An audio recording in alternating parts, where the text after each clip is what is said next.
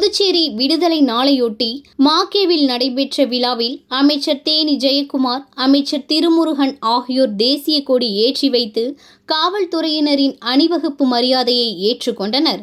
புதுச்சேரி விடுதலை நாள் விழாவையொட்டி மாகேவில் நடைபெற்ற விழாவில் சிறப்பு விருந்தினராக கலந்து கொண்ட வேளாண் துறை அமைச்சர் தேனி ஜெயக்குமார் தேசிய கொடி ஏற்றி வைத்து போலீசாரின் அணிவகுப்பு மரியாதையை ஏற்றுக்கொண்டார். இதனைத் தொடர்ந்து மாணவ மாணவிகளின் கண்கவர் கலை நிகழ்ச்சி நடைபெற்றது. இதேபோன்று புதுச்சேரி மாநிலம் காரைக்காலில் நடைபெற்ற விடுதலை நாள் விழாவை முன்னிட்டு காரைக்கால் கடற்கரை சாலையில் புதுச்சேரி குடிமைப் பொருள் வழங்கல் துறை அமைச்சர் PRN திருமுருகன் தேசிய கொடியேற்றி காவல்துறையினரின் அணிவகுப்பு மரியாதையை ஏற்றுக்கொண்டார். பள்ளி மாணவர்கள் கலந்து கொண்ட கலை நிகழ்ச்சிகள் நடைபெற்றது. புதுச்சேரி விடுதலை நாள் முன்னிட்டு சுதந்திர போராட்ட தியாகிகளுக்கு அமைச்சர் திருமுருகன், ஆட்சியர் மணிகண்டன் சால்வை அணிவித்து வாழ்த்து தெரிவித்தார். இதேபோல் மண்ணாடிப்பட்டு பஞ்சாயத்து அலுவலகத்தில் நடைபெற்ற விடுதலை நாள் விழாவில் பஞ்சாயத்து ஆணையர் எழில் ராஜன் கலந்து கொண்டு தேசிய கொடி ஏற்றி வைத்து இனிப்புகள் வழங்கி மகிழ்ச்சி தெரிவித்தார்.